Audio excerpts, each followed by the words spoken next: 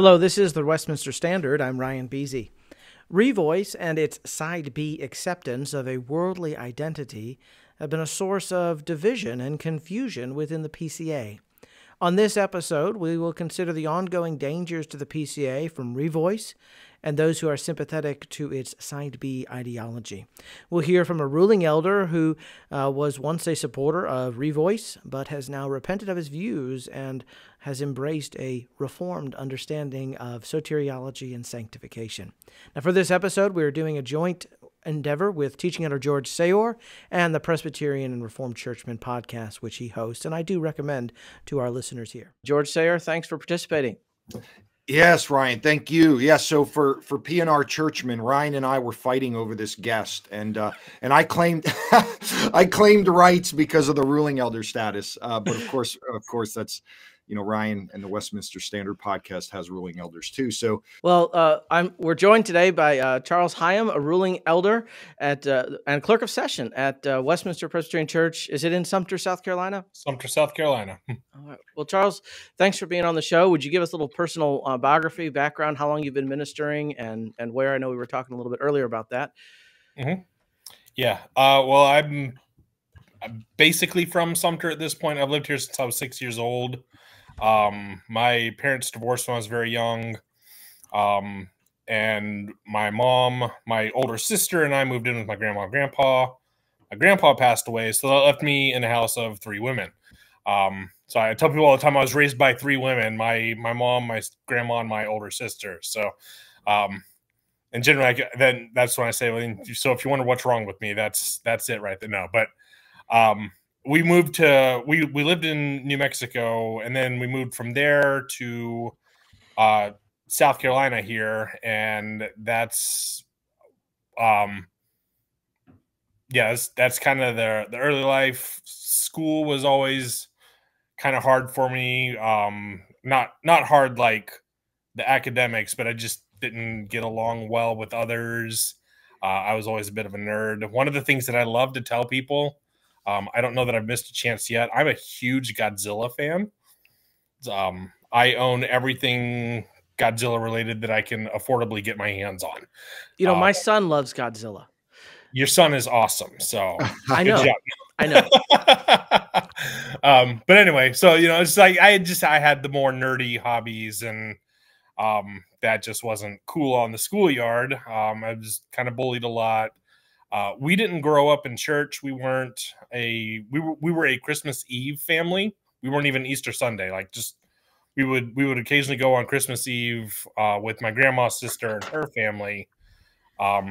But across the street from us, a pastor and his family moved in, and he was an Assemblies of God pastor. He invited me to Wednesday night activities at their church. There's a program called Royal Rangers. I don't know how familiar you are with the Assemblies of God, but I joke with people that it's the Pentecostal Boy Scouts. Yeah. But anyway, so I like going, I like being around the people there. So I just kind of went on into youth group and all that stuff. Middle school, my life got really complicated because, one, it was middle school. You know, but like it seemed like the bullying got a lot worse. It seemed like just everything, I couldn't do anything right. I just felt like a complete failure at everything. And during this time, there were kind of two things that happened. And one was I began being sexually abused by an older cousin. And I didn't know what that was. I didn't know what to call it. I didn't know, what to do with that. And then in my 8th grade year, I actually started experiencing same-sex attraction. Or, as I most recently described it in a recent testimony I gave, I started experiencing homosexual lust towards one of my classmates. It was a very specific thing. And then it just kind of grew from there. We went from, I just had this uncontrollable thing. I couldn't deal with it. I thought I was like, is this a phase? Am I going to grow out of this? But I also, after my 8th grade year, in between 8th and 9th grade, I went to a church camp. And I went to this church camp thinking to myself that I don't want anything to do with the whole God thing. I don't know what I would have considered myself then. I was a theist at a very basic level. But I don't know beyond that. Like, I wouldn't have called myself a Christian or anything, but, but I was just like, I don't want, I want the whole God thing. I don't care about the whole Jesus thing. I just want to go have a good time. Well, as I like to say, God had other plans. And that was when, I would say I first really heard the gospel, and not that I hadn't heard it before, but obviously, I hadn't believed on it. I hadn't heard it with faith. And it was there at that church camp I became a Christian. And then after church camp, I'm like, well, I'm a Christian now. I'm not going to lust anymore. I'm not going to, I'm not going to have these feelings or experiences anymore. I'm not, Charles, what year was that? What year were you 1996. Yeah. Okay. Yeah. So I was like, I'm just not going to do that anymore. And as I tell people, old habits die hard, and so does sin. And I found myself, going back to those fantasies and all of that stuff. Later found internet pornography. This was on dial-up internet. And I had no idea it even existed. I knew that there was pornography, but I didn't know that there was gay porn out there. And I still don't remember exactly how I found it, but once I did, it was like, it was a new thing, and became very addictive to me. Graduated high school. I went to Bible college afterwards. Went to Columbia International University. Got my bachelor's in intercultural studies, a minor in teaching English as a foreign language. Started to actually talk about it there. I didn't feel like I could talk about struggling with same-sex attraction when I was, in high school, when I was in church. I just had this idea that these people are perfect and they won't understand this. In fact, they would probably hate me if they found out that I was dealing with this. And so I was like, I couldn't talk to anybody. But finally in college, I'm like, I need to talk to people. I need to let somebody in on this, and started actually talking about, like, hey, these are what I'm struggling with. And I found there, people didn't like instantly reject me because, oh, well, you're that guy. You're dirty. They didn't treat me as unclean. They didn't treat me as second rate. They actually, were encouraging. They wanted to be able to help, provided some accountability. Still, would you say that was the students or the teachers, or both? Yes, both. Yeah. More so the students, but there were a few professors and other leaders at the university that I was able to open up to. And so, yeah, that was a good time. I started, digging into the scriptures a lot more. Obviously, you kind of have to in Bible college. And, also, like I had discovered at this point, Exodus International. Exodus International, I forget when they were founded, but they were kind of the largest quote unquote ex-gay ministry probably in the world for a long time. And so I had heard about them, and I was basically still trying to figure out how to fix this. I tell people, what I was looking for in my own journey struggling with sexual sin was I was looking for the key that was going to unlock everything, and then I would be normal. And I tell people now, normal is just a setting on the dryer. But so that was kind of my own journey in trying to deal with this. So after college, I'm still kind of struggling, still giving in to the addictive cycle, as they call it, with pornography and all of that. And yeah, so I went from there, or went from college after a couple of years working at a year-round camp. I went to Turkey to teach English as a second language to an international students at a school in Turkey. It was a secular school that just happened to be staffed entirely by Christians. And so our goal was to incorporate gospel lessons into the regular curriculum. And I'd say most of the teachers were pretty good at that. But I went there, and even as I interviewed there, you know, they asked if there's anything they should know about. And I knew that I should have said something about my struggle, but I decided to say, no, there's nothing else. I essentially lied to them because I knew that this could be disqualifying, and I didn't want to be disqualified. And so, you know, it was dishonest on my part. And that would later, after I left Turkey.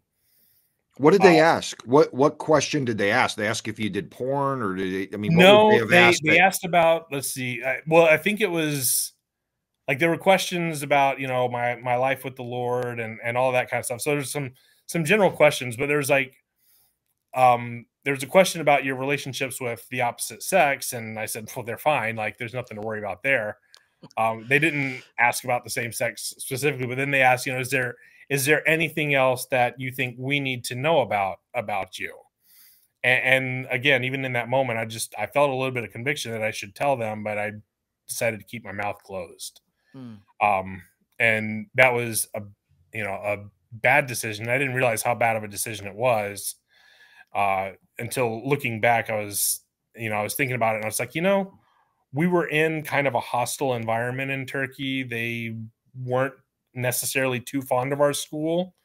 It was actually birthed out of a school that the government had shut down. The Turkish government had shut down. So this, you know, like if something like this had been found out, it could have given the school cause to shut us down, or the government to shut the school down. So I realized, like, that was really stupid. And I say that a lot. I'm a dumb guy. I don't learn very quickly, but I also got engaged to a girl while I was over there. And she was an Iraqi refugee. She was a Christian. She was, you know, well known in the international community and in the Christian community there. And we got along well, and, you know, it kind of was like, well, I don't know, but a lot of people seem to think we should get together, so let's just give it a try. And eventually I did tell her about my struggles, but, you know, but I still kept a lot of my, like, fear inside, and, like, I don't think we can make this work. And so we got engaged, and I mean, again, looking back, I realized, like, you know, I was doing a lot of this just to keep the appearance of normal. And so that was, you know, like, I did genuinely care about her. I wouldn't say that we had any romantic or sexual attraction between us. And so, like, the whole time I'm like, you know, maybe just, you know, if we get married, it'll be fine and whatever. Anyway, long story short, I came back to the States after my contract ended. And after about a year back in the States, I basically, the principal's wife had read an email that I'd sent to my fiance complaining about a lot of stuff. Our relationship got really tense once we were apart. But I sent an email complaining to her about everything and how bad I was struggling and how she wasn't being supportive. And I didn't realize that email had gotten read by someone else. Well, it was the principal's wife. This is the principal that hired me. They consider this girl like a daughter. And so they were very sharp in their rebuke. They said, you need to get help and you need to break off this engagement, you know? And so I was like, you know what? You're right. I need to break off the engagement. So I broke off the engagement, but was still convinced I can get over this myself. So you did the one, but not the other. You broke off the engagement, but didn't seek I did not immediately seek help. Again, I'm slow. But you spend a So lot of time in the library, I understand. yeah, yeah. I actually had a part-time. I had a part at the time. I'd gotten a part-time job at the library. I had just come out of one job and was kind of like, well, I don't know what to do next. The library's hiring. Let me just apply for that and go there. Well, about a year after all of that happened, at that same time, I started going to Westminster Presbyterian Church. So I had embraced Reformed theology pretty much at that point and was looking for a new church because the home church, I just didn't really fit there. And so I was just kind of like, I love these people, but there were just, concerns over doctrine and some of the practice. And so I was kind of like, I really want to be around other Reformed people. And so I visited a couple of other churches. I would have probably called myself Reformed Baptist at that point. But anyway, ended up visited a couple of the Baptist churches, and I was like, kind of like, I don't know. And then I was like, wait a minute. I'm like, I visited a PCA church down on Hilton Head when I was working and living down there. Yeah, I was there for a year on Hilton Head. And so I visited a church down there for a while. I really liked it. And I was like, let me see what denomination that was, because I want to make sure I get in the right, the right Presbyterian denomination. I don't think the word PCA was in my vocabulary. It was just Presbyterian, but I want to make sure I got with the right ones.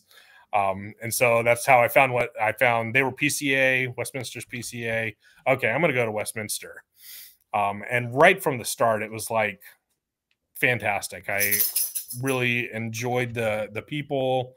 I mean, like, within my first day, my first service visiting, where I was talking to people afterwards and I had like several deeper theological discussions with people. It's like, this hasn't happened in like ever. And so, yeah, so I got in PCA, but anyway, so I ended up joining Westminster. So about a year after the engagement ended and I kind of moved back to Sumter. I was, What living year? with my grandma at the time. What year are we talking? This is 2009, 2010. Okay. So 2009, I moved back to Sumter. 2010, I got caught looking at pornography at work, and should have lost my job. I was suspended. I, was again very sharply rebuked, and that's when I finally realized I can't do this. I can't beat this, and I'm going to need help. I started going to some counseling. Our town has a local Celebrate Recovery chapter, and so I kind of became a part of that. And just started again being more honest about my struggles, and working harder to like, okay, what do I actually need to work on here?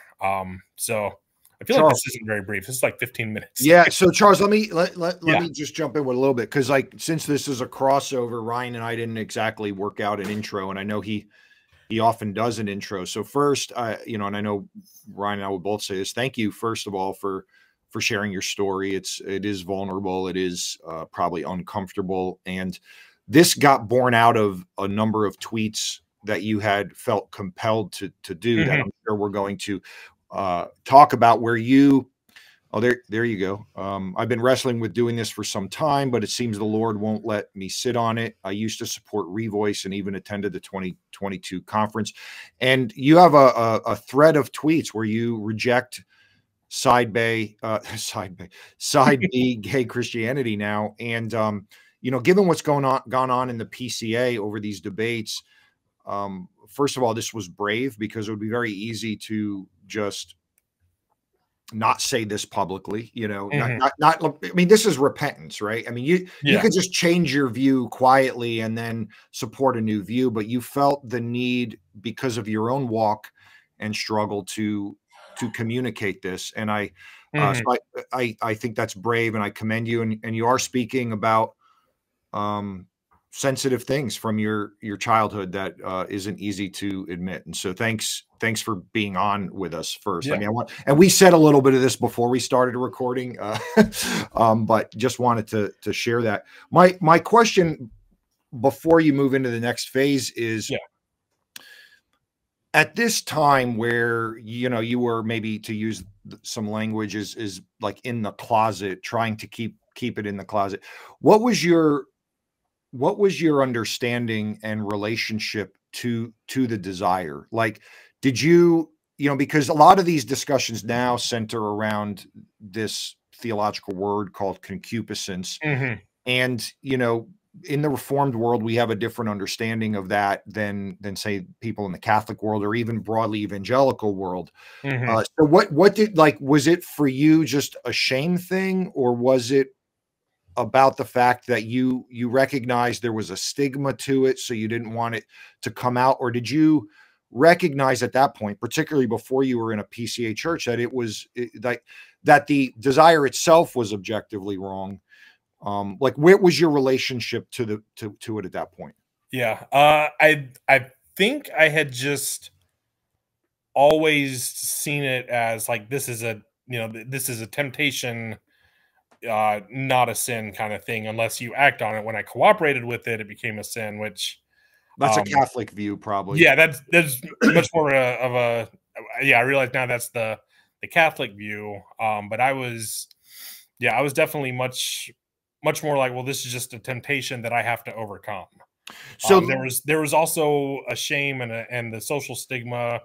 You know, don't ask, don't tell was the policy of the day. There were discussions about gay rights and gay marriage and stuff like that, but there wasn't like prominently front and central in the culture at the time. There was still a lot of room for disagreement and all of that kind of stuff. But it was, yeah, it was a, so yeah, some shame and some just like, well, this is just a temptation and I just need to be able to beat it. And, you know, I should be able to do that. would you say the moral dilemma for you was more the fact that it, again, in the Christian world community you were in, there was stigma, so that was more the pressure you felt? Or did you feel an internal pressure that it was wrong? I probably wouldn't articulate it quite that way. Mm-hmm. I knew it was not right. Not normal is, again, I keep going back to that word normal, but I knew that it, you know, this isn't, you know, this isn't something that I should ever be proud of. And, you know, but it's, you know, I guess probably my view followed more of the Exodus international approach, where it's, you know, it's caused by all of these events that I went through, you know, not having my father in the home, not feeling a close connection with him, not, you know, not bonding well with my peers. And that's kind Abuse. of the model Yeah. of development that most of what are called the ex-gay ministries kind of use.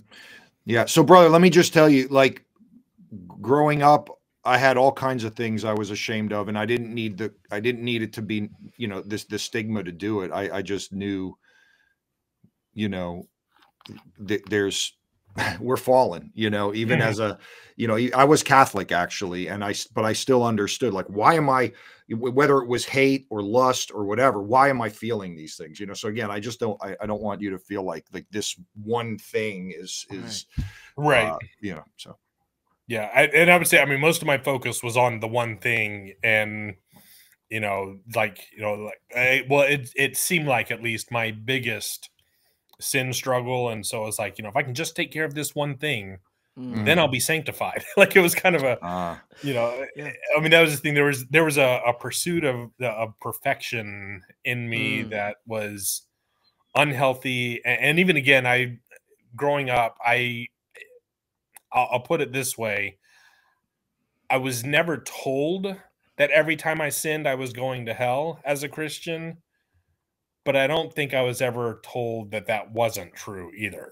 And so it was kind of, I mean, especially again with the shame that I felt over the same sex lust was, you know, it was very much like, well, I fell again, so now I've lost my salvation, and now I've got to, you know, make it up to God somehow.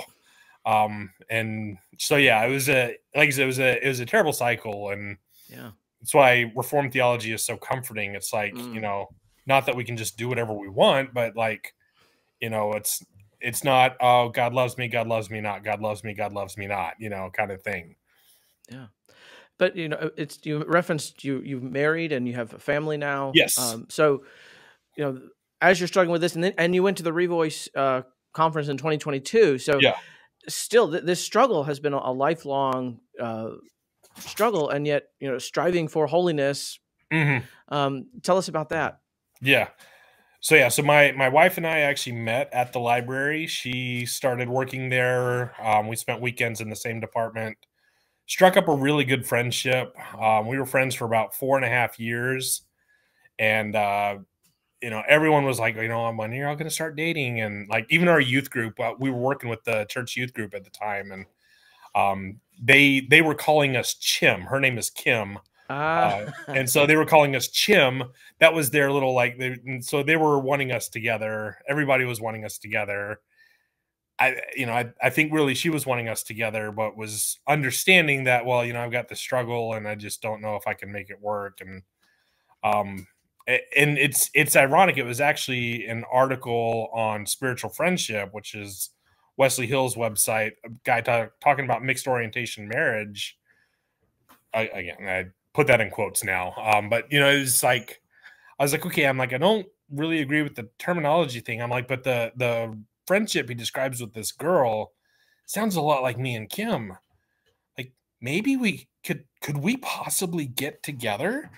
And so like I sent her the article, and I sent her blogs all the time. So, you know, it wasn't abnormal for me to send her stuff, but I sent her that, and she was like awkward. She's like, you know, like, this kind of sounds like us. Like, I don't want to like, you know, make it weird or anything. And I'm like, I was kind of thinking the same thing. So what do you think we should do?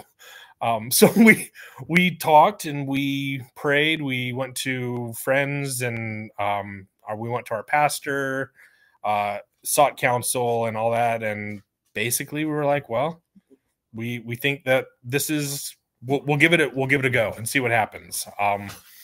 And so we started dating. 2.5 months later, we got engaged. And then 300 days exactly after that, we only know because we did a countdown. Well, it was when we got married.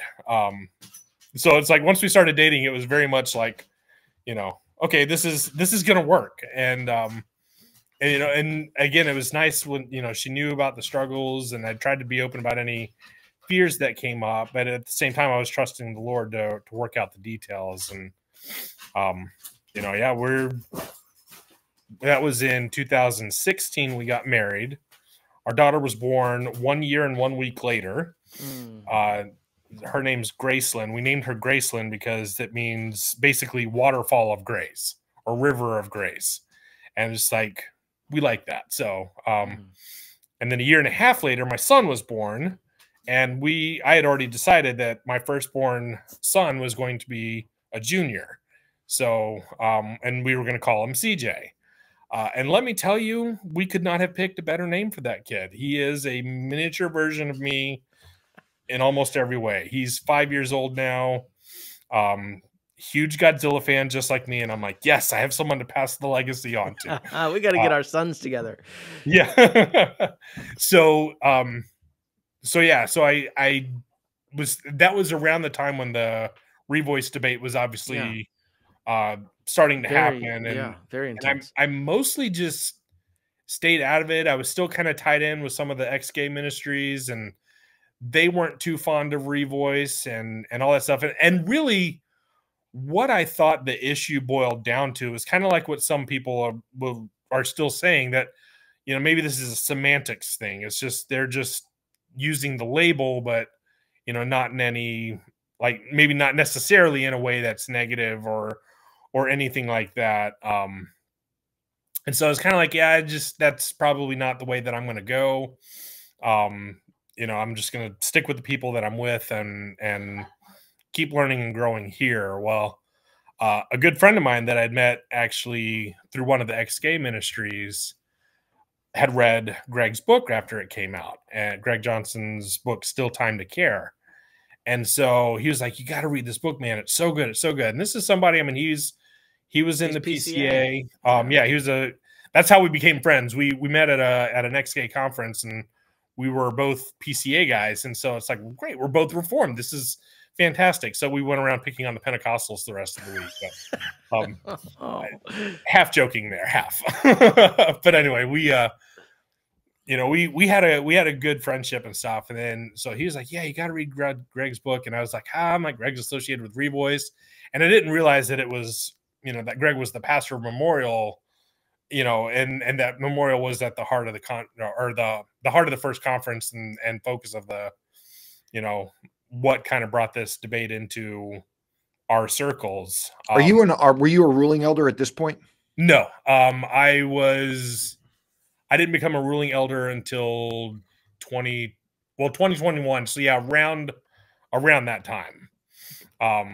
So it was shortly after, I guess probably shortly around the time when, I read Greg's book, again, at my friend's ongoing insistence.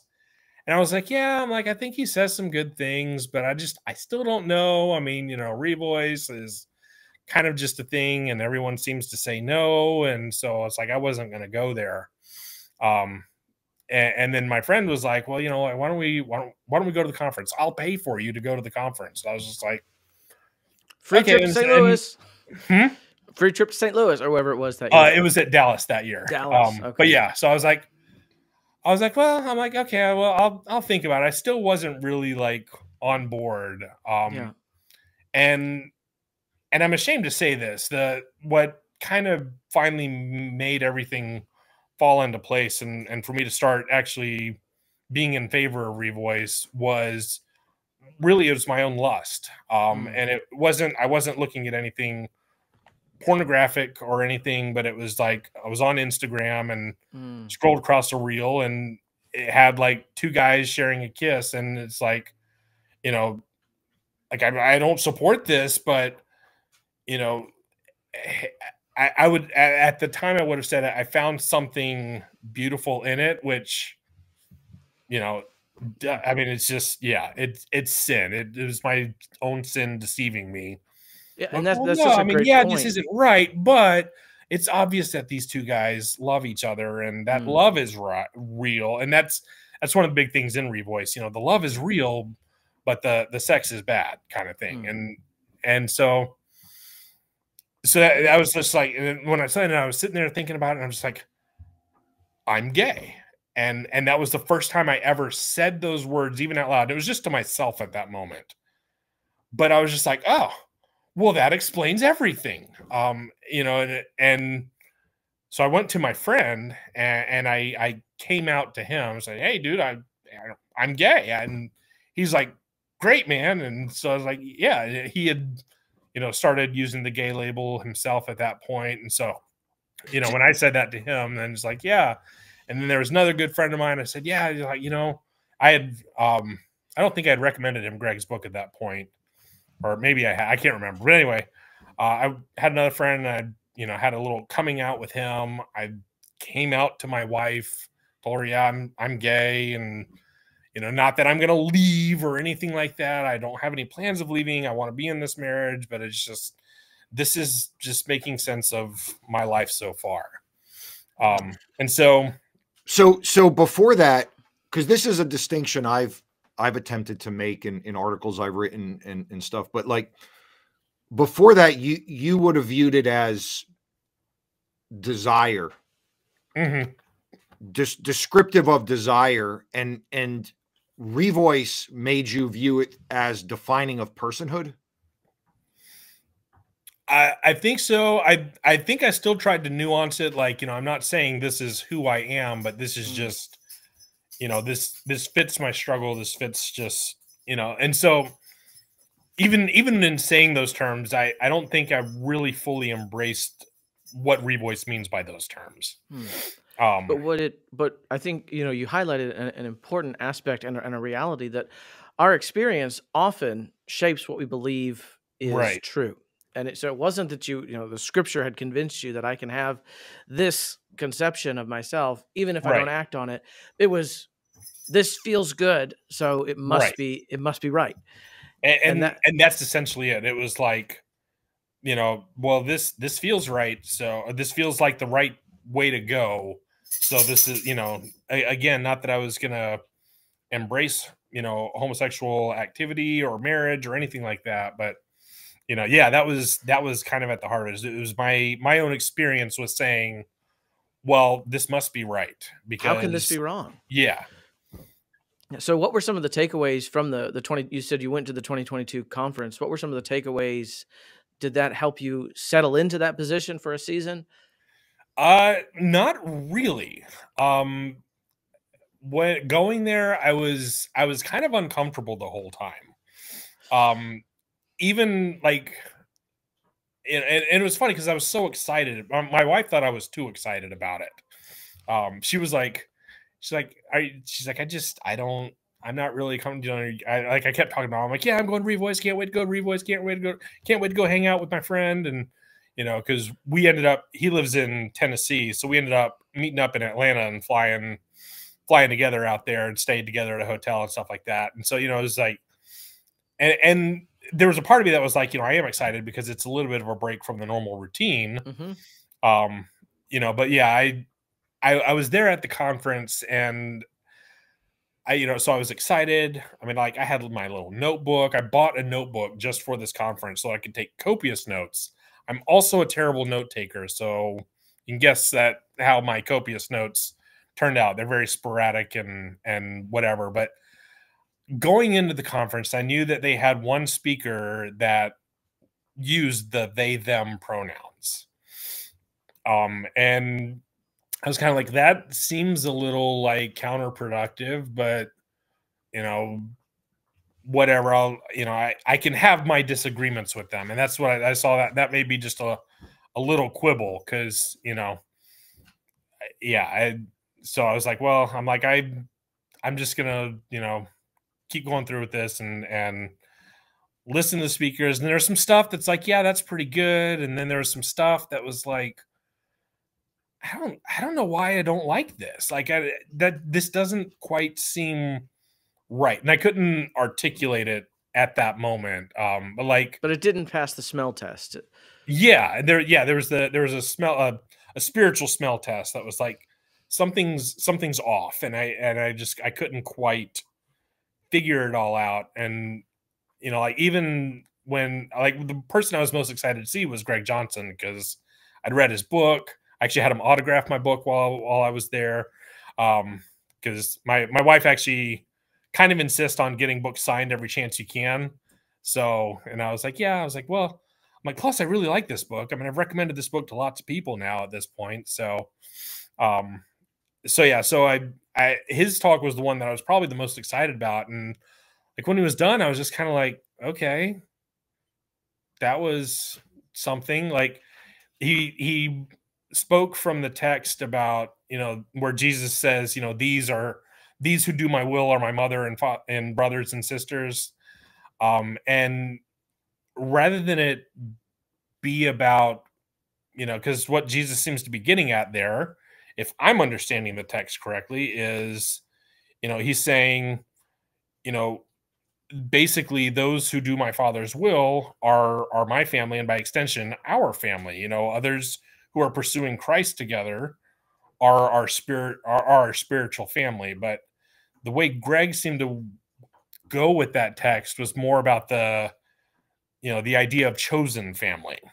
And it was basically like, well, we don't have to accept less things. We can go create our own families, so to speak. And I was just kind of like one of the things he said in that talk was, he said, being married doesn't make you happy. It makes you married. And I'm like, okay, that's in a sense a true statement, but that doesn't, that negates the fact that I do enjoy being married. And like that, again, that didn't fit the experience, so it's like there is joy and happiness that have come from my marriage that I don't think I would have had if I were not married. Marriage is a blessing. Marriage is a blessing, right? It's kind of almost like God created it for our good and our enjoyment. Yeah, it's kind of a banal statement to say, well, marriage just makes you married. Well, of course it does. Well, and that was the thing. It's like, I get on the one hand, I mean, the point he may have been trying to make was that, marriage isn't going to solve all of your problems. And Well, that's yeah, true. absolutely. I can get on board with that. But it was just, like I said, it was that overall tone. And I think I even wrote it in my little review that they give us to fill out at the end of the conference. I was like, I felt marginalized as a married person in this environment, and I mean, I know the Revoice founder, Nate Collins, is married, and they had the little affinity groups during breakouts, and they had one for mixed orientation marriages, and I went to that, but it's just like, overall, I felt like this doesn't really seem to be honoring marriage as God designed it. Amen. And so I was like, yeah, I left the conference and I was like, yeah, I'm like, it was good, but I don't know. Like, I think when I got back, I told my wife, I'm like, I don't know that I would go to another one at this point. Like, at the time I would have said, I'm okay with it, but maybe that's not going to be for me, kind of thing. And so then, of course, after the conference, all of the, opinion pieces on both sides start coming out. And one that really stuck with me was Carl Trueman's piece in World. The article was called Into the Anthropological Chaos. And his point was talking about how the gender confusion, the lady using the they, them pronouns, introduces the gender confusion. And that's, showing that Revoice is going further off the rails. Right. But that wasn't what stood out to me in the article. What stood out to me, one of the things he says in that article, I've got it pulled up here. It says, it's hard to find one high-profile critic of the movement who was taken with real seriousness by Revoice advocates. And that was like, I couldn't respond to that. I was just kind of like, I was left dumbfounded, and I was like, yeah. And, because I mean, one of the things that I've seen over and over and over again is when someone criticizes something Revoice proponents are, well, they're a heretic, they're a hypocrite, they're passing judgment. They basically, engage in the ad hominem attack. Yeah. You're just a terrible person if you don't agree with us. And so it was like, I was like, that's true. It's like Revoice doesn't seem to be able to actually argue their point face to face. I mean, I know I would call Greg Johnson's book probably like the apologetic defense of Revoice. If I were to, if I were to put it that way, but like, it seems like, there's not the ability to say, oh, well, here's what we mean when we use these labels. Here's, like, it didn't seem like any of that was going on. And maybe in the earlier days it was, but again, I was getting more into the debates now. Yeah. It seems like it's the same approach the folks from Moscow and the Federal Vision take. Well, you don't understand, or you're not serious, or you're not really reformed. We're the only ones that have this accurate truth. It's Gnostic and postmodernist at the same time. Yeah. And I know, George, you've written on some of those issues. So, what is it, if you could summarize in a sentence or two? What is it that is so dangerous about Revoice that you found in your own experience? And that, of course, verified by the scripture. Yeah. My mind keeps going to James 4. Friendship with the world is enmity with God.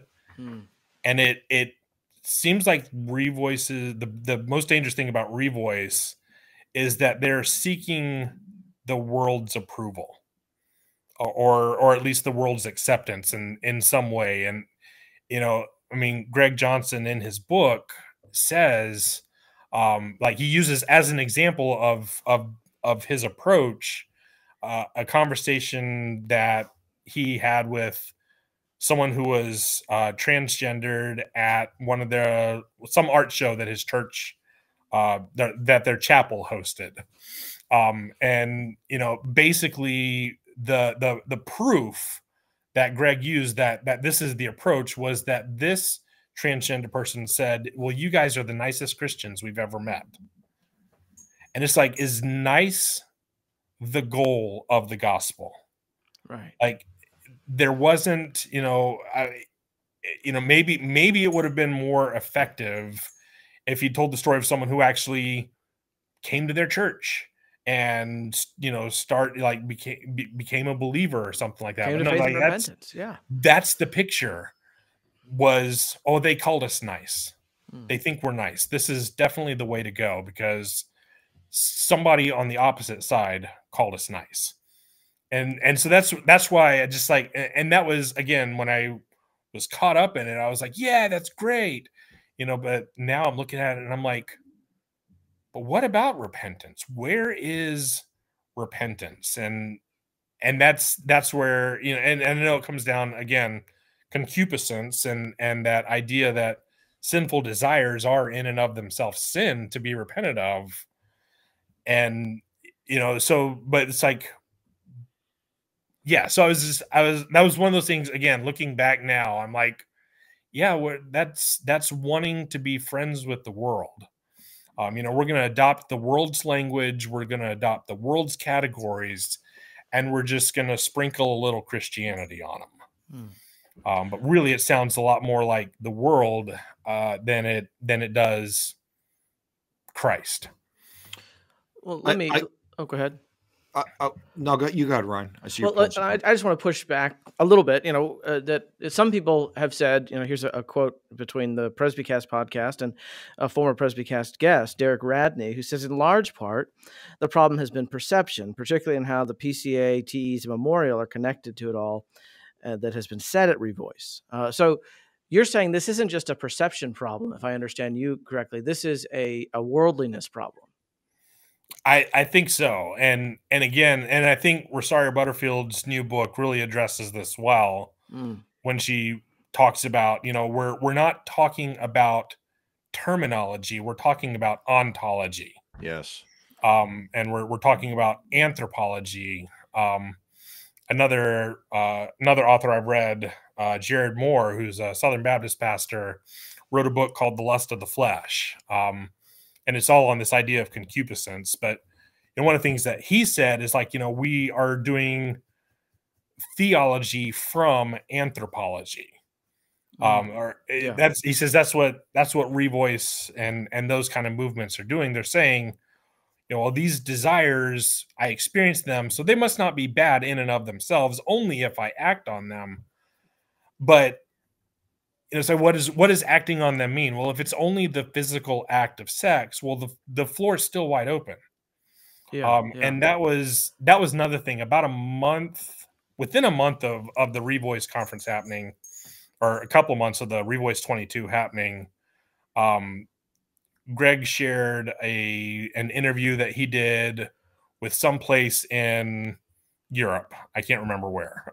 But he had one of the questions he was asked, if a gay couple comes to your church and believes in Jesus, what does discipleship look like? And he point blank said, I will not break them up. I just want them to desexualize the relationship. Yeah, and he was being more and more open because they were leaving or had left. Right. They had announced at that point that the date of that was October the 27th. Yeah. But I don't think it was aired until later. Yeah. So my critique of the whole thing was it's like Gnostic. It's very Gnostic. It's very like the flesh we have to just suppress the flesh and not do certain things, Right. And that's behavior management. That's not mortification of sin. Like that's not getting at the root of something. And I often said it seems to me as very hopeless. Like if that's what I had to offer, and at the time I was working with a young man through this. If I had to offer him, yes, this is what and who you are, just don't do this. That seems to me to be soul crushing. If that's who you are, what you are, and you just have to just not act on it. as Right. opposed to telling somebody, yeah, that's a real desire that you are experiencing. That's real. I'm not going to deny that in you, but that's Mhm. not who you are. That's not what you are. And you're made for more. And there can be uh victory in this. Yeah. Not that, again, not that it, I mean, I do think it goes completely away in some people, and but the ones many that I've talked to, I understand it's a part of their experience. Maybe the way, uh lustful thoughts that pop into somebody's head can be a continued part of experience. The idea is it becomes less and less as you are rooted in seeking Christ. Uh, Anything in what I just said that you would disagree with or add to, or No, I think that's good, and that's I remember reading that kind of thought process. The hopelessness of saying, "Well, this is who you are, but you can't do it." Mm. And I I wrote remember an article. agreeing with that. I wrote an article, the joy robbing false hope of Mm. side B or Yeah, something. I don't think I've read that one. I saw that you Okay. linked it in your recent post, but Yeah. Well, one or of the post things, shared today. So I'll make sure and read that for sure. But yeah, that was Well, you that don't have was to. I'm just saying that's yeah, I was promoting that it's joy robbing because right. yeah. and really, like, okay, so I don't, that has not been my struggle, but I have had inner drives toward a number of things in life, and it's joy robbing. Hmm. So Yeah, and that again, looking back, I can see really there was a lot more of a toll that going in that direction was taking on me Mm. spiritually. My Bible reading went severely down. mm, Um, and my time in prayer and even like my focus became, even about talking about my own struggles. Well, I need to make sure and do this in a way that's not going to sound bad to Revoice. Like, again, Greg's book really comes against the what he calls the ex-gay script. And so it's like, and I literally I rewrote my testimony Mm. that I had shared publicly multiple times, and I rewrote it to try to, I didn't use the terminology, um, because still in my thinking, it's like that saying I'm gay publicly communicates something I don't want to communicate. And again, that comes back to one of the issues that's led me out of that camp now. Just the politics even behind the terminology. But anyway, I rewrote my testimony. I was trying, like, okay, like, I don't want this to sound ex-gay. Like, yeah, I got married and had kids, but I still, I had to emphasize I still struggle. I'm still, and I mean, again, I want to be honest. Like, yes, I am still tempted in this area, and I am, I find it despicable. And again, coming back to that idea of concupiscence, what I've started doing is, like, in those moments when I find a tempting thought floating through my mind, is, I take it to the Lord and I say, Lord, I am sorry that I am the kind of person that wants this. Mm. Um, and so it's like the fact that this is even appealing to me shows that there is corruption in me. Yeah. And so that's, but Revoice would have said, well, no, just the sex side is bad, but all of the other feelings and all of that kind of stuff, Can be those would be redeemed. good. And you can, it's almost like you can have your sin in Jesus too. Yeah. Like, you can be in this celibate partnership, that they call it, and even they'll say it's gay marriage without the sex. Mm. And it's like, as if marriage is just sex, right. I mean, And that's one thing in that clip from Greg Johnson. He at the end he says, like, yeah, he said, I was talking to a guy and he said after the first 10 years the sex got boring, so now they just cuddle on the couch and are supportive of each other. And he would say, well, that's good. And it's Well, like, and George, no.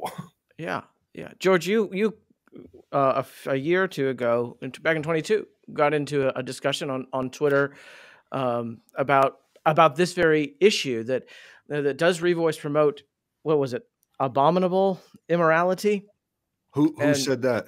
uh, Paul Sandulik, I think he Oh, said. okay, I yeah, think one yeah. major difference is that Revoice heirs actively promote or come close to promoting abominable immorality of the kind that Christians cannot disagree upon and still be Christians.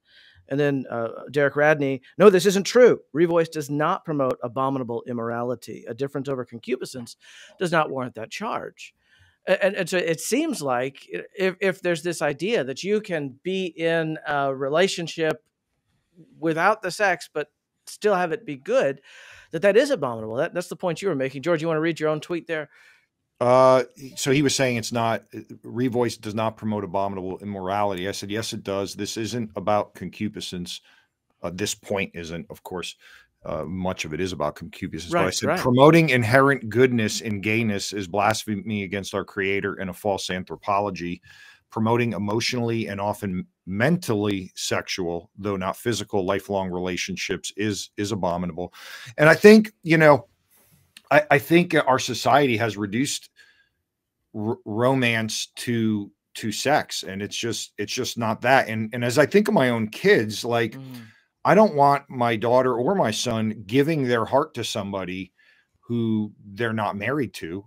Just, my message to them is not simply just don't have sex with these people until you're married. It's don't give your heart over to somebody that your innermost emotional vulnerability is like that is revealed in marriage. And so this idea to say that a couple we're just going to desexualize the relationship, but this cuddling and petting can no, that's still a marriage. And by the way, it's still communicating the wrong view of marriage to the world, and Christians need to uphold. I mean, marriage is a picture of the gospel.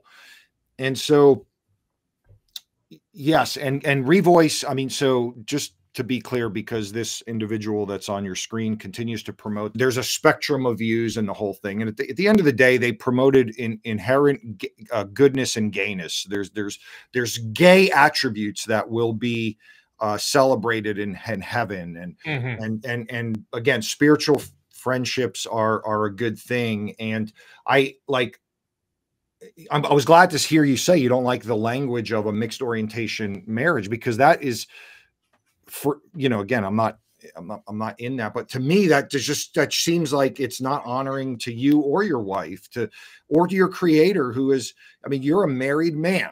Okay. And you have some desires you wish you didn't have, and strongly so. I think, like, again, that individual that was on your screen, I think we can pull back up. he would my interactions with him is he's just trying to not, there's a certain group that doesn't like to ever condemn certain things, because it's part of their philosophy of ministry to, it will shut down conversation if certain things are condemned. And but I just don't believe it's holding out true hope in the gospel that has the power to give people hope and change. And so that's kind of why I mean, my concerns have not been culture war concerns. My concerns have been pastoral concerns on helping people to understand what it is to be made in the image of God. Yeah, there's the argument that, side B still has a place in the PCA. I know I'm disgusted and shocked. It's still, people are still online in the PCA. I'm not talking about outside, but in the PCA questioning that there's latitude in the definition of side B, that there's some goodness in it, that we can partner with Revoice. No, you can't. Yeah, and that's what, Charles, you chimed in, that people still don't understand what is meant by side B, but side B has a very clear way it is used by Revoice now, right? As I understand it, that would you walk us through why you said this, that there's no room in the PCA for side B?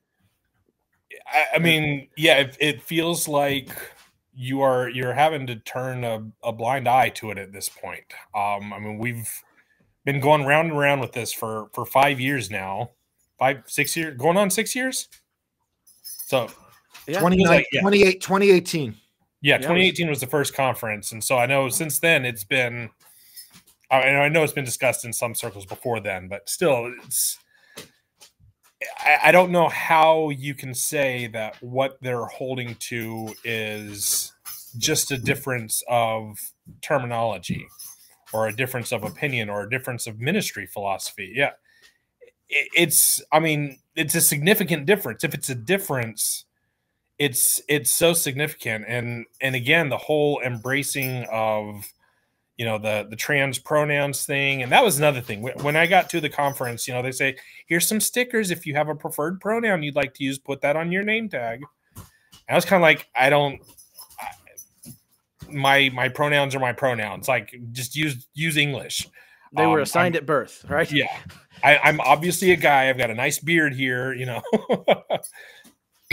but so it's just, it feels like naivety or deliberately overlooking the problems. Because that, like I said, that was kind of my approach initially. It's like, well, I have disagreements, and I don't think that would, that should, like, prior to my support of Revoice, it was like, I have disagreements, and maybe that's probably not the best way to go.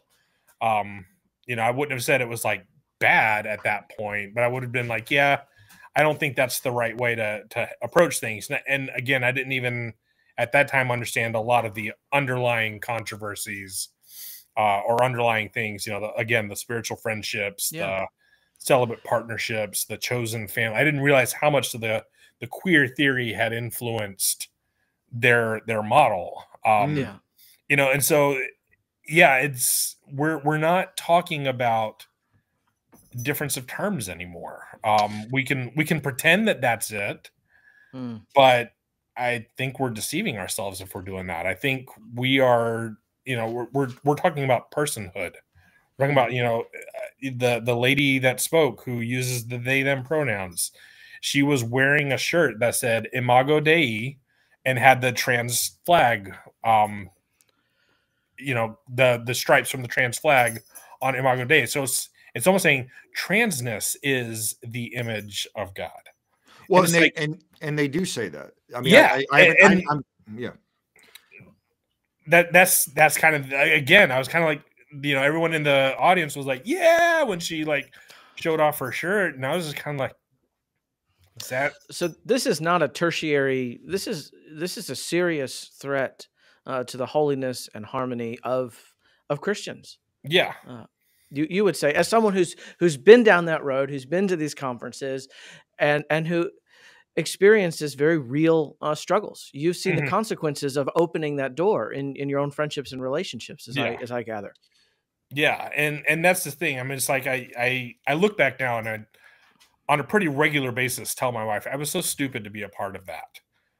Like, it was, like I said, there was a lot of my own sticking my head in the sand, because it's like, well, but it feels right, and that would have been like the only real defense I could have given. It's like, well, I mean, it just feels right. And then, an argument I would go to is like, well, if a pastor struggled with alcohol and said, I'm an alcoholic, then, are we going to like condemn him for that? Or, is he identifying with this?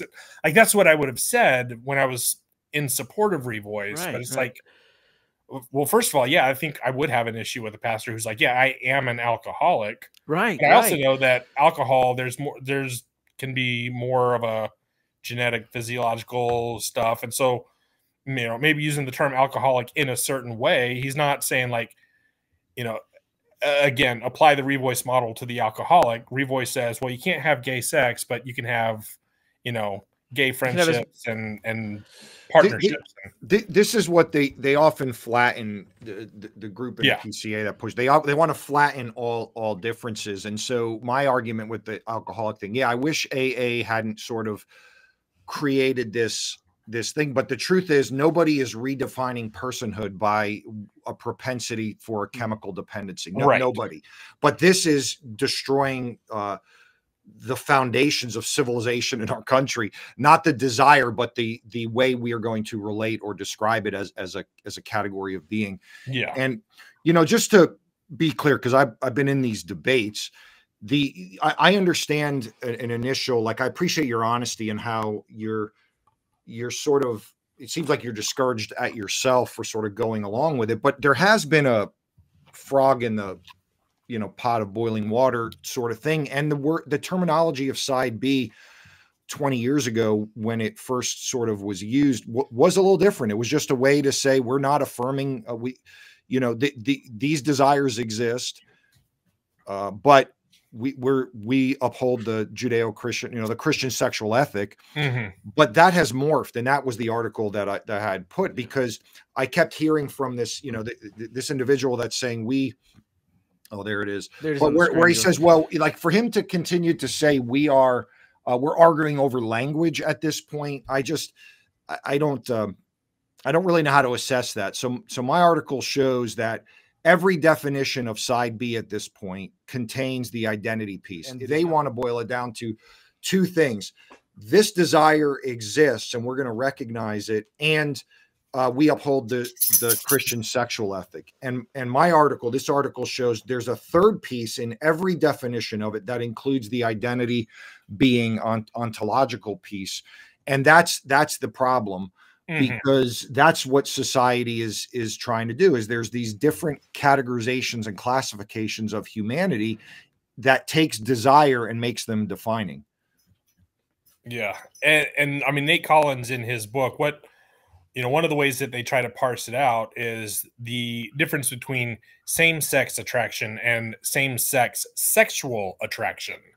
Yes. And so it's like, to be attracted to the same sex is neutral, but it's the sexual component that makes it wrong. But it's like, again, where do we draw that line? Because when you're, holding hands with a dude, is that, well, that's not sexual. That's just expressing your love for them. Well, maybe so. I mean, like when I lived in Turkey, it was not uncommon to see guys walking down the street holding hands. It was a cultural thing. I actually had the manager of the market that I shopped at grab me by the arm and, take me over to get something off the shelf that I had left there when I bought it earlier, but so it's like, yeah, maybe it's not a romantic expression, but in, sorry, I get sidetracked and I lose my train of thought very easily, but, it's like, okay, well, it may not be romantic, but yet in our culture, that seems to be a romantic gesture, and so they'll argue this idea like, well, the same sex attraction, even maybe some of the romantic stuff, because romance is really just cultural, and so maybe it's not really romance. It's and Christopher Yuan in his book Holy Sexuality and the Gospel has this paragraph where he like breaks it down, and he's like, this is romance. Romance is if you feel jealousy when your friend's relationship status changes. Romance is when, like, he just goes through all these scenarios. He's like, that's obvious romance, and we can't quibble about that. And, he cites somebody in the side B movement who cried for days when their best friend got married to a woman. And it's like, if I'm gonna cry for days, it's gonna be tears of joy, and I mean, like, and that's what Christopher Yuan was saying. He's like, I'm gonna be happy for them. Like, if you're upset about this, I mean, unless it's like everyone sees the red flags going into the marriage, but if you're upset about your friend finding joy in this, there's something wrong with you, and that's not a good thing. Yeah. And that orientation needs to be repented of, not just. Yeah. So what would you say to the person who says, I'm glad you've been able to find joy and satisfaction in a marriage to the opposite sex, but that I've tried that. I can't, I'm not able to do that. What would your response to that person be? I mean, yeah, I don't want to promise what God does not promise. I'm not going to tell somebody, well, if you just try hard enough, because again, that's what I did for years. I tried to, for lack of a better word, to straighten myself out. And, just, yeah, I can appreciate, yeah, you are in a struggle, But before I got married, before I got into the relationship with my wife, I was really wrestling with, okay, well, if to be faithful to God means I never marry and I never get to enjoy the blessings of marriage and I never get to have kids of my own, can I be okay with that? And so prior to being married, I said yes. I said, God, whatever your calling for my life is, I'm going to stick with you. I'm going to stick with your plan because your plan Wow. is good. Well, that's Um, awesome. Yeah. and so yeah, I had come to that place before getting into a relationship, and the relationship happened afterwards. But one thing I heard, even when I was in with some of the ex-gay ministries, my I believe it was my counselor or maybe someone he was talking to at this conference we were at. I remember someone was talking about this idea, like, well, how do I know I won't fall into sin again after I get married? And they're like, well, you can't predict that you'll never be tempted by something again, even if you haven't been tempted for 30 years by it. Yeah. Like it could happen. But one of the things he said too is like, well, I'm not sure about the sexual attraction to a wife or something, and something that stuck with me, and I can't remember if it was my counselor or the other guy that said it, but one of them said basically, when your heart and your commitment and all of that are directed towards one person, when you commit yourself to one person, he said, essentially the plumbing will follow. And maybe that's a bit of a crude way to put it, but I found like, I thought my wife was beautiful before we were dating. I didn't want to tell her that because I didn't want to make things awkward, but it was like, I thought she just had a natural beauty about her that I was drawn to. Her character, I mean, she was beautiful. And I was like, I don't want to say this because that's going to make things awkward, but at the same time, so I was drawn to that. But it was like when we started dating and when we got engaged, when it's like, I'm deliberately now focusing my attention, my love, my affection, my devotion towards you, that attraction happened.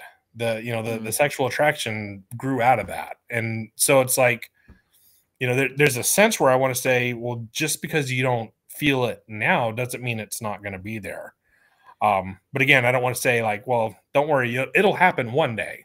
Right. Yeah, no, I think that's what really was harmful to people is like promising things that it's not ours to promise. Mm-hmm. But so that led to this false expectation. Then people gave up. Like part of my testimony is I came to faith during a Ray Boltz concert. You know Ray Boltz? Yeah. Ryan's smirky. You don't know who that is? I have no idea. Really? Dude won so many Dove Awards. He had this song "Watch the Lamb" and "Thank You," and it was this song about like a youth pastor that goes to heaven. He didn't think he did any good, and all these people come to him and say, "Thank you for giving to the Lord." Anyway, it was you were probably a child. Do you know what I'm talking about, Charles, or no? Mm-hmm. Yeah. Okay. Anyway, so this was in the 90s. I was the late 80s. I came forward, it was one of these, there was an altar call. I came forward and then I went backstage and I remember weeping. I just had a great sense of my need for a savior, my sinfulness, and that Jesus paid the price. Well, he came out in maybe 15 years ago now. It was like maybe 2008, 2009, and divorced his wife. He's got adult kids, and he became, he was singing in quotes now, because if you're just listening, in quotes, Christian songs to and it's like, man, you had a wife and kids, and now the wife and kids all say they support this, and the whole thing is just very odd. But it was it's very sad to me. It's very sad to me, and I think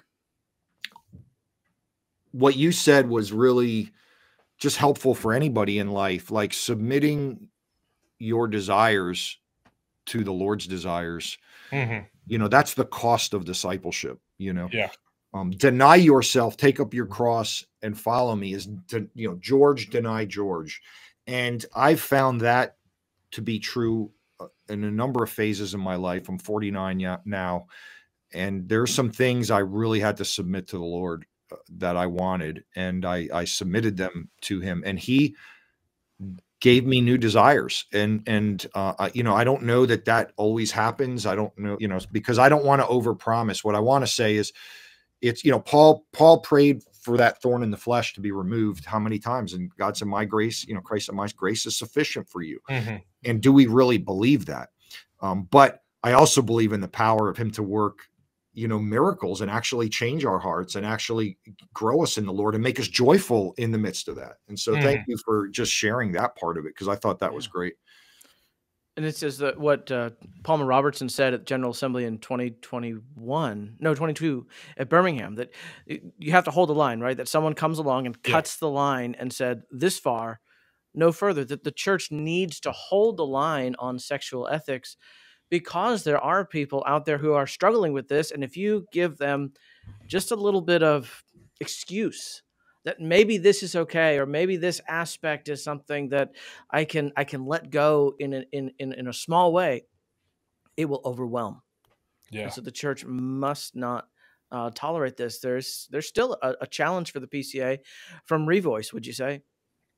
Yeah, I mean, you know, we see it in the Twitter debates and stuff like that. I'm thankful to say that my presbytery is very much against Revoice, and is that PD Presbytery? Which presbytery? PD Presbytery, yeah. That's a great presbytery. In 2022, when Overture 15 was on the docket, my pastor didn't like the wording of it. He felt it was too vague. And so he abstained from voting. He's like, I want to honor the spirit behind it, but I don't think that this is what should be in the thing. And you know, and I didn't like Overture 15, one, because I was on Revoice's side, but even afterwards, I kind of felt the same way. That's like, I don't think it was clear enough. I think this year's Overture is good. If I understand correctly, it has passed in 2/3 of presbyteries, right? Oh, yes. Okay. I thought it had. I hadn't been following it. So yeah, here's hoping it'll get in the books in the 51st GA. Yes. But yeah, it's with Revoice, and again, I've read from other people who were like, yeah, I used to be side B. I nearly killed myself. Now I'm fully affirming, and now I'm happy. And so it's kind of like, I read a lot of those testimonies. I don't know, and I don't want to like toot my own horn here, but you know, I don't know of anyone who has done the opposite, who's been like, yeah, I was side B, but now I see that wasn't good, so now I'm coming against that. Well, you are. You're. Well, that's what I'm saying. Like, I don't want to sound like I'm the only one that's ever done this, but well, but I think Beckett Cook too. Life. Yeah, and you know, Rosario Butterfield, you know, being from side A to now. Yeah. So you're not as special as you think you are. Well, I know I'm not special. Yeah. But I mean, I love Beckett Cook's testimony. His book is phenomenal. I've worked through it with people. A Change of Affection, I think, is what it's called. And originally, he just thought side B was what he was, because again, that definition has taken sort of a turn, right?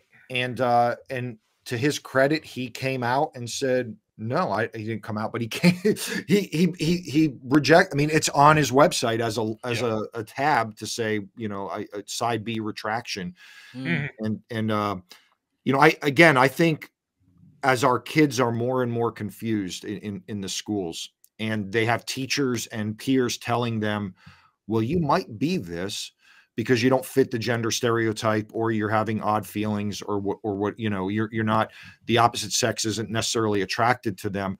I don't think we need to be giving kids confusion in their options. And side B does that. Side B gives them this option of saying, you may be this, and the best you can hope for is lifelong palliative care. Yeah. And if you actually do have a marriage, it's a mixed orientation marriage. It will never be a real marriage. It's like, what? No. Yeah. And that's like, I used in talking about my marriage for a little bit, well, yeah, I'm in a mixed orientation marriage, but it's like, again, it's like, well, I mean, but those are that, I mean, like the SSA is the sinful side. I know that's like, it's not like I'm deliberately saying no to one good thing for another good thing. I'm saying no to something that's corrupted. Mm. At best, it's corrupted, and at worst, it's just twisted. It's absolutely, you know, I'm rejecting that for what God called very good. Mm. And marriage is very good. And again, I feel like, Revoice always wants to camp out on 1 Corinthians 7. Well, Paul said singleness is better. So, but it's like, but then you're not practicing singleness because you're having these celibate partnerships and this chosen family and all, like, you're not, there's a lot of, I guess, contradiction between the words and the practice. Like, if you go to Revoice's website and you look at their statement of faith, because they're real quick to point that out to people, like, well, have you read our statement of faith? It's like, yeah, your statement of faith sounds okay-ish, but it doesn't get into all of the issues. Like, your statement of faith reads like, well, yeah, I would probably agree with most of that, and again, that's where they couch it in that, well, this is just about terminology. Well, no, it's not. It's about, it's about who did God create us to be? How did God intend for humanity to thrive? How did God intend for humanity to be a blessing? And it's through marriage and family. And yes, singleness has a place. We don't want to ignore the single people, but we don't want to say, well, both are equally good, or even lean to say, well, the singleness is better because then you can do more for the Lord. And it's like, I'm raising up 2 children who at this point can quote the first 28 catechism questions in the children's catechism. Well done. And it's like, how is that like not as good? My goal as a father is to disciple these kids to love the Lord and to be among his people. And it's like, I mean, that's my calling as a father. And I'm still open and interested in doing missions work. I actually went back a few years ago and got my Master of Arts in Muslim Studies from CIU. And so I've got, like, I've still got a desire to reach the world, but at the same time, my first ministry is my wife and my kids, and my church would have to come next. And that's one of the, again, another thing with Revoice seems to be telling people, like, well, if your churches aren't supporting you the way that you feel like they should, then you should just leave your church and go form your own little faith community. Mm. And it's like, no, my church has been a lifesaver for me. Shortly after my wife and I got married, my grandma passed away, and our church was there that evening, like less than 2 hours after she passed away, with a meal for us. And my grandma was buried in New Mexico, so my mom and I had to fly out there. They gave us money for the plane tickets. And my mom saw that, and she said, I don't have that in my life. If something happens to my husband, my stepfather, she says, if something happens to him, I don't have anybody. I want to be a part of that. My mom's now a member of Westminster. That's awesome. And so it's just like, my church is, we're going to disagree on things, but my church has been the place where I have heard the truth proclaimed. I have had a pastor who has walked with me on this journey since my early days being there. I opened up to him about 6 months after I started at Westminster. He was our associate pastor at the time, but now he's our lead pastor. And, I mean, he has been encouraging. He has been supportive. He's the one who married my wife and I. you know, and just the support that he continues to give, you know, even with I've talked with him some since I've kind of left the Side B camp. He knew I went to Revoice and that I was sort of on board. And like I said, even looking back now, I don't think I was fully on board even back then. But you know, I went from like, well, Revoice is okay, to, you know, Revoice isn't good for anybody. You know, So let me, even the people involved in it, it's like, you know, you are basing your entire perception of the world on your struggle with sin. You know, and like one of the guys, Grant Hartley, who's big in the Side B circles, he not I forget when I ran across it randomly on my Twitter feed, but he said something to the effect of more, you know, and because again, this goes back to they Side B will say, well, we're not saying that gay is who we are. We're not saying that that's our primary identity even over our Christian identity. But then you've got Grant Hartley who tweets out, you know, more important than me being Side B is that I'm super, super gay.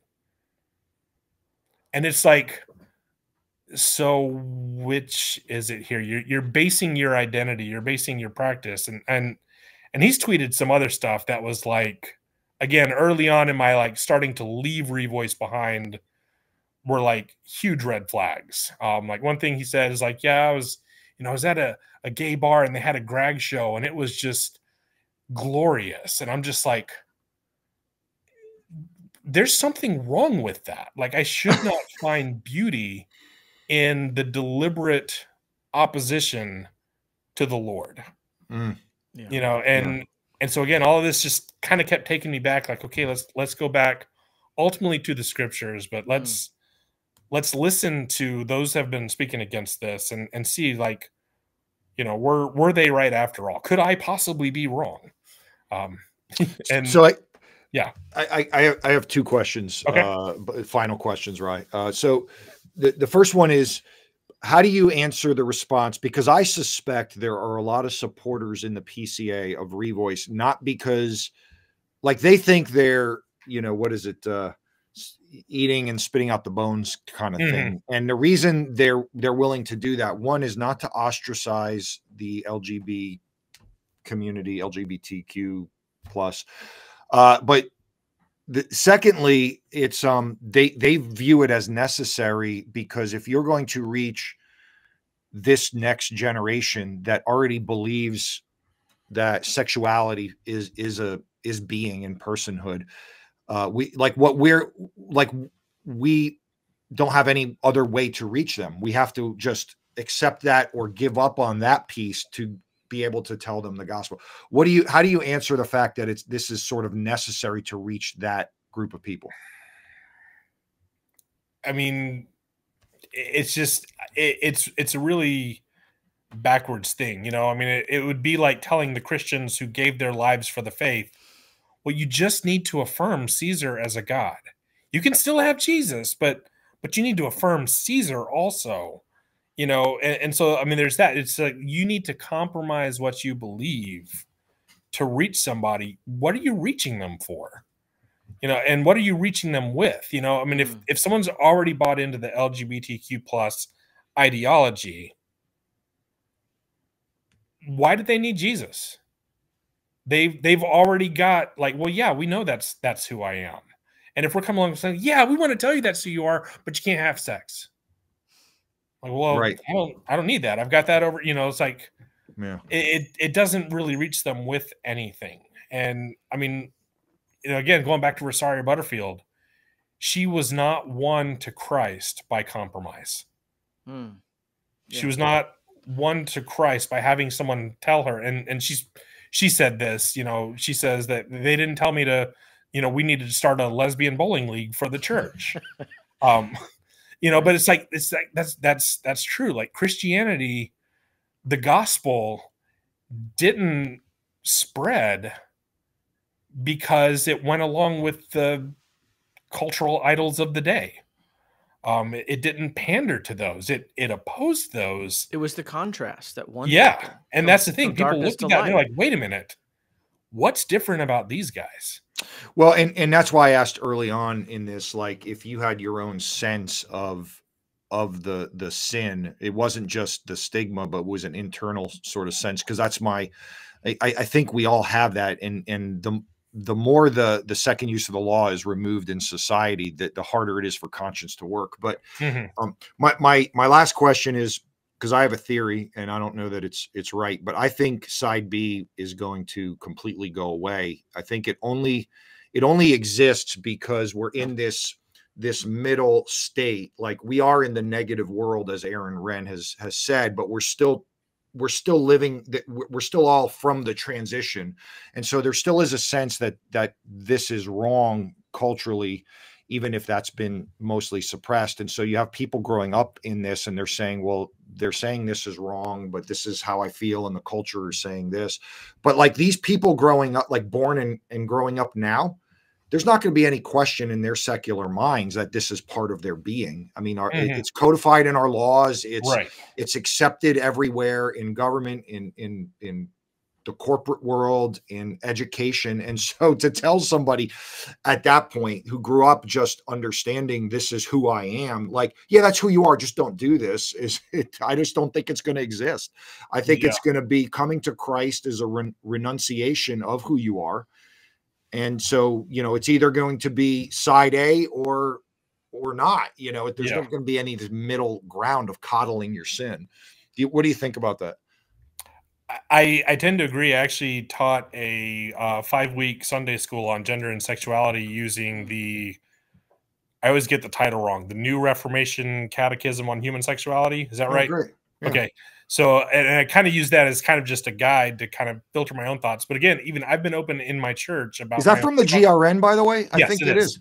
It is. Yes. Yes. You bad people in secret societies, No, we're not. There's nothing secret about the GRN. I know. I just remember that being a thing. They have a website and and publish things on it. Publish things on it. Well, no, like that. Like, if you go to the website, you'll see my name as on the general counsel. There's nothing secretive about it. I know. I'm just saying that's I know. I like the joke, but I have to always push back on it. Sorry, my dog's deciding she wants to be in my lap now. So if you see her peek over, well, she may identify as a lap dog, and so. Oh, she definitely identifies as a lap dog. She totally is a lap dog. Come on, Phoebe. Her name's Phoebe. We named her after Phoebe in the Epistle of the Romans. So this is my dog. Hello, Phoebe. Well, as we bring it in, what are one or two things that encourage and one or two things that concern you about the PCA? I mean, encouraging. I've been really blessed by being a part of the PCA. For my own walk, it's been, I don't feel like, well, I've got the church for Sundays, and then for the rest of the time, all my other problems I've got to take somewhere else. Again, it's, in our congregation, we're really striving to walk together through life, and all the ups and downs that it may entail. And so, yeah, I'm really encouraged by that, at least in my congregation. I hope all the congregations are sensing that, and I think we're seeing seems to be a lot more unity is growing. I know there are still Revoice supporters in our churches, but it seems like, again, even this time with the sexuality overture, I can't remember what number it is. 2? Overture 2? Does that sound right? I forgot already. I can't keep track of all the numbers, but anyway, with that now passing the 2/3 mark, I think that's a positive sign that, again, and I mean, I've heard some say, well, all of the good churches, the ones that support Revoice, are leaving the PCA, and it's like, I think it's the other way around. I think I think maybe some of the ones that need to go are going, and so I'm encouraged by that. I hope that we continue to move in that direction, especially on these issues that we've got to stop pretending that Revoice isn't a problem. And I say this as one who thought that Revoice wasn't the problem. And that's, you know, back after sometime after the conference in 2022, I tweeted out something, and it was about a related matter. And I was like, come on, this is happening, and you guys think Greg Johnson is the problem? And it's like, you know, well, there can be more than one problem. Yeah. You know, and so it's like, and that's, again, that was another reason that led me to just say, like, I need to verbally declare that I no longer support this stuff. I can't just, you know, again, Rosario Butterfield in her article about using preferred pronouns, that's what really started me saying, like, I need to make a public statement about this, because I made public statements to the contrary. And like she said, public sin demands public repentance. And so it's like, you know, okay, well, I need to do this. I need to say, we've got to stop saying this isn't a problem. You know, and I feel like even people like Tim Keller kind of towed the line too much. Like he said, you know, we don't have a side B problem. We rejected side B in the sexuality report. And then he says, hey, Greg Johnson's book is excellent. Go read it. And it's like, that's those two can't both be true. Yeah. It's like, you know, if I tell people to read Greg Johnson's book at this point, I would say, you know, yeah, read it with great suspicion at best. You know, my wife got me a few years ago a book stamp that says heretical nonsense for research purposes only. And so I was like, I'm thinking about like just stamping that in there. But it's like, you know, and again, you know, this is for us as a denomination. We need to be clear in our language. We need to be clear in the way we speak, because that's one of the things that Revoice and Side B seem to like to do, is play with words. It's like, well, you know, like, for example, going back to Overture 15, you know, it says, you know, men who describe themselves as homosexual are not fit for office. So basically is what it said. And so I saw some Side B people saying, well, it's a good thing we don't describe ourselves as homosexual. You know, again, it was playing with words. Yeah. Right. And it's like, you're missing the point. But again, and that's again why I felt like Overture 15 wasn't our best attempt to deal with this issue. Yeah, well, you hit the nail on the head with the language, because the truth is these people are the biggest legalists around. They're not antinomian, they're legalists. So, well, you said we can't describe ourselves as homosexuals. Well, that's fine. The word gay isn't in there, so now I can describe myself as gay. It's like, no, what does the word mean? Right. So, well, Charles, this was awesome, and just thank you for your honesty. And I mean, you lived this, you walked it. I am so hopeful by your testimony, just for my own sanctification, for this, you know, what we have to offer people. So I really appreciate that. Ryan, I appreciate you co-hosting this with me, or letting me. Thanks for letting me be a part. Thanks for letting me be a part. So yeah, so I don't know if it's going to air on mine or yours first, but for my listeners, Presbyterian and Reformed Churchmen, I definitely recommend the Westminster Standard Podcast, a podcast of Jude 3 and the PCA. And I think at this point, everybody knows who you are, Ryan. But Ryan is a friend, even if we dress and look different. we can laugh about the same things. So I don't know if you have anything to end with, Ryan. Thank you very much. Thank you for letting me come and share. I would feel honored, as I told you before we started. You know, I didn't know what was going to happen when I tweeted that out, but I just knew that I needed to do it, because the Lord kept pressing me on it, and it was like, I got it. I just need to do it. So thank you for giving me a chance to kind of explain myself maybe a little better, hopefully.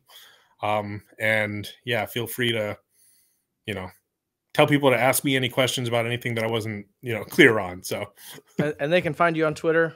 They can find me on Twitter. I'm on all the social medias. And yeah, I'm also starting a travel agency. So if they look up Destinations Travel, they can find me there. All right. Well, thank you. Yeah, you're welcome. Thank you. Thanks for joining the conversation on the Westminster Standard, which is the podcast of Jude 3. For additional resources or to make a donation, visit our website, jude3pca.org. This month, we have started a fortnightly distribution schedule for the Westminster Standard podcast, and so I'm not sure which episode we'll release next week. We have one with teaching elders Ben Ratliff and Nate Zanders, considering how the proliferation of Presby media, in the form of podcasts and blogs, has impacted the Presbyterian Church in America over the last 10 years or so. And then another in which Nate Zanders and Charles Stover and I chat with the hosts of the True Believer podcast, which is examining the murder of Elizabeth McIntosh on the campus of Covenant Seminary, which was in 1990. Let me know which one you prefer to hear first. Contact me via Twitter at the WS Pod. I'll talk to you then.